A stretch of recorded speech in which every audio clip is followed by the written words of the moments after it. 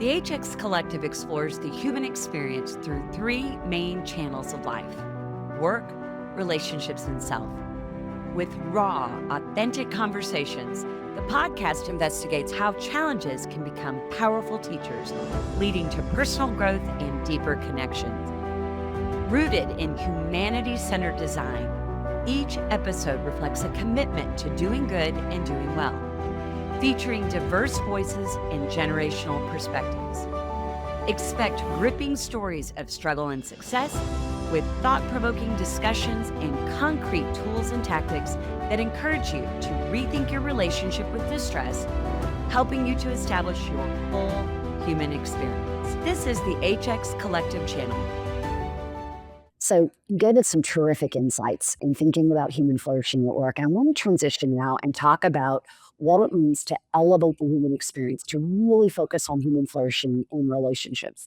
And I'll say distinctly, while we could certainly bring back in the coworker point of view or your colleague or you and the boss, I want to talk about relationships primarily outside of work. So when you think about all the hats that we play, whether we are a friend or a sibling, or a neighbor, or a parent, or an aunt, or an uncle.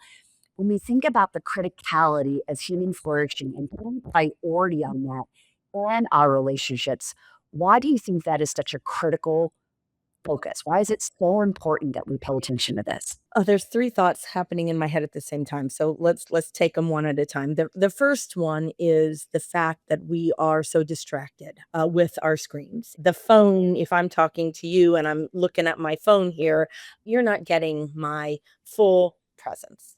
And without full presence, we miss meaning from each other because we hear half a story, and that sort of degrades the relationship. So one is a reliance on the pings from a million different places. The other one, which I hadn't thought of before this call, but you just reminded me of, I heard a great podcast, and I wish I could attribute who said this, but it was about the importance of question asking and the importance of when I'm really focused on you, my mother, my sister, my aunt, my neighbor, our relationship can strengthen when I ask a question, I can, because I'm not distracted, I can hear you. And this back and forth happens as opposed to just sort of parallel play with how are you? I'm fine. What's going on today? And so it's the curious nature of when I'm focused on you, I'm curious and I'm compassionate and I can listen. And so I guess the bottom line is, your question is, so what? Why is that important? Because it allows us to live in whatever relationships we have more fully, creates more meaning. And back to your original statement, we're not meant to live in isolation. We're meant to live in community. I love it. You talked about the question asking, and immediately came to mind. My late mother used to always say, God gave you 2 ears and 1 mouth, use them proportionately. And I do think there's a lot to be lived by when you think about the idea of the curiosity. And it's not only useful for the relationship building for the receiver. When people ask us questions, we have this elevated sense of priority, a sense of value, a sense of importance. And what you ask me about is an indicator of what you are valuing or what you're interested in doing. Can you say a little bit more about that? Because I think something as basic as being a good listener and therefore being a good question asker, we won't always correlate that with elevating the human experience. But I'm so glad you raised that. Can you say a little bit more about that and why that's such a practical takeaway, but yet, again, critical, essential to building connection? Yeah. So question asking is like the cure, I think, for so many situations. And it also has a valuable output. So let's go back to the discussion that we had earlier about being distracted and just having sort of truncated communication through texts, through emails. When we literally have the back and forth of question asking, you not only learn, but you share, and that builds community. And there's a neuroscientist out there who I heard speak on a podcast, James Doty, who said that when you actually create this community, positive, and community being just a really positive interaction with one person or even broader, we're evolutionarily wired to live in community, which is really what you touched on earlier. And our body physically produces chemicals. that are bonding chemicals, that are happiness chemicals. I think oxytocin is one of them. So it's not just, "Hey, it's nice to talk to you and be interested." It's actually foundationally what makes us human and what makes us connected. The reason why I say krypton I used to say question asking was kryptonite until I realized I was using kryptonite the wrong way. So let's just say question asking is a panacea, and I tell my young kids all the time. I'm a mother of 2 Gen Z children, 21 and 23, who are have bridged college to career and have had to network and have had to put themselves out there.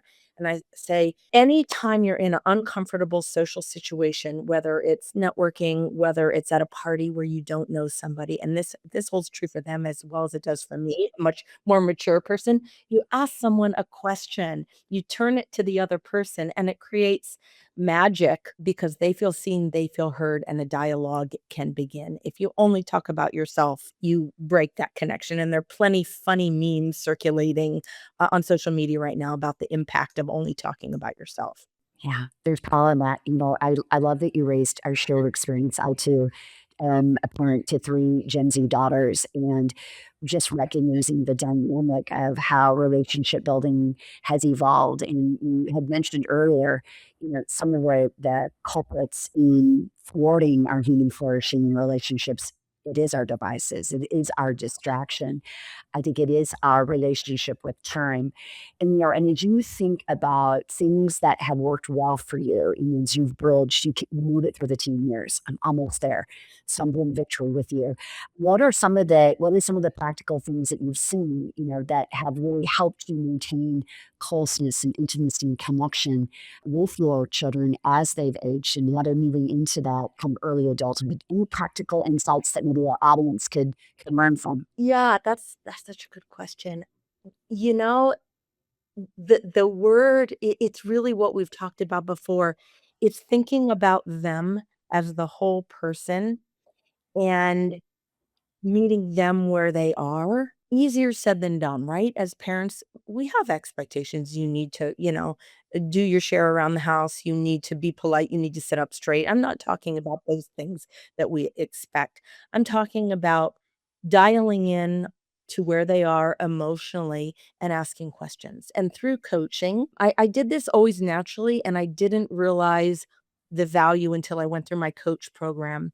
When you ask someone open-ended questions, empowering questions, you are truly meeting them where they are, and you're creating space for them to be honest with you and share something that might be vulnerable.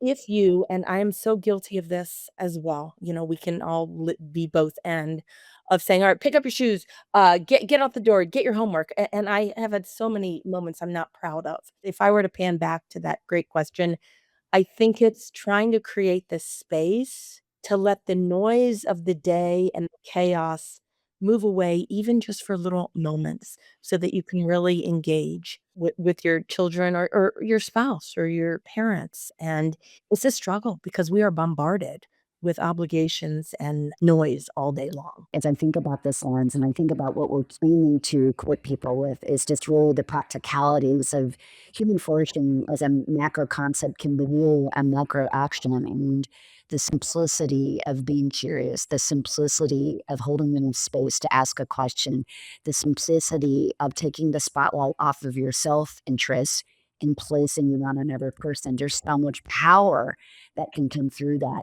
I'm reminded right before we started this interview discussion today, I had a moment with one of my adult children, and I literally came in with statement making and not question asking. And I can see the cost and consequence, even in the smallest of moments, that you miss, you just absolutely miss. And so I think if anyone is listening and they're thinking about a really practical thing you can do to up your game in the relationship zone, in the lens of a relationship, about holding the space to meet the person where they are and showing the evidence of that and question asking. And you just said something that was so, I just wanna remark on because it was so powerful.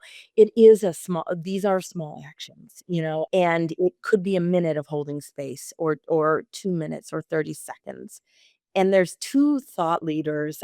We've talked about this briefly in another time, but I think it's relevant. There are two thought leaders that I really, really like. One particularly, Scott Galloway, and another one named Esther Perel, who both said something very simple. And they said, to help bridge humanity in this world of AI and moving so fast, they both gave the same advice, and they said, talk to strangers. And I was curious about that, and they both delved into it in great detail, but the high level is that when we're sitting behind our phones, we're not exercising that that to your point, that small moment of talking to someone in a checkout line, talking to somebody, at the restaurant. And what does that do? It's not just nice. It builds that muscle that allows you to communicate effectively, build influence. AI technology can never replace our ability to genuinely show empathy, connect, influence others, react to humor, cause humor. And so it is the simple moments of just simply talking to a human being. I love it. Well, as a preview for our next conversation, we're going to be talking about the power of networking. And you had mentioned that very briefly. And I'm wondering if you can give us a bit of a prayer so that folks will be able to tune in for episode 2 with you. But just again, a part of a relationship is when you're having a new relationship with this idea of networking. I think a lot of us think about this as the cocktail parties harder where you often make small talk. And you have a really fresh take on this out that it could include that kind of classic idea of networking, but it's so much more than that. And when you think about human flourishing in the context of networking, what can you tell us as a preview for our next discussion? Yeah, absolutely. It was, and I love sharing this because it was such an aha moment in my life. Because what I experienced, I think, so most people that I know experience, networking seems gross. Networking seems like, ooh, I am not that person. I don't want to glad hand you. I don't want to hand out my business card and ask you to send me a case or a deal. I just want to be real. And somebody actually not early enough in my career, quite honestly, easily 15 years in, said, "That's not networking. Networking is getting to know the human and getting to learn about their kids, getting to learn about what interests them, and so that you start this relationship, and you can send them information about that, trip that they wanted to go on or that book they wanted to read." And I thought, "Wait a minute, what? That's not networking, that's not business." And it was a woman mentor, and she said, "No, that is creating the foundation of trust and connectivity so that when a business opportunity arises, they'll think kindly of you." And all of a sudden, the light bulb went off. Networking, and really the topic we're talking about now, flourishing in relationships, I sort of boiled it down to the 3 C's. It's connection, reaching out to someone. It's curiosity. Let me lean in and ask the questions. And then it's conversation, letting that evolve. Okay, well, we're going to put a pin right there as the cliffhanger for our second conversation. But again, as we sum up this concept of human flourishing, and you look at it through the essentials of relationships, it isn't only the relationships with our people with whom we work, but it is in the spirit of our daily living. I'm so glad you highlighted the power of connection with strangers.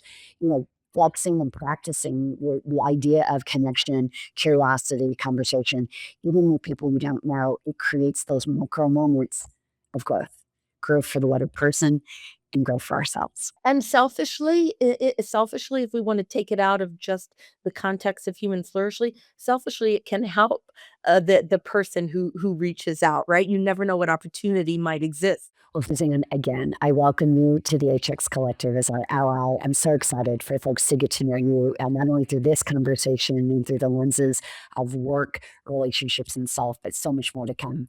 Thank you, my friend. We'll see you soon. And I just so grateful for your time. We'll see you soon. Thanks for being here. If today's conversation sparked something in you, we hope you'll carry it forward with curiosity, compassion, and courage. Subscribe to the show, leave a review, and share this episode with someone who needs it. Until next time, keep exploring what it means to be fully human.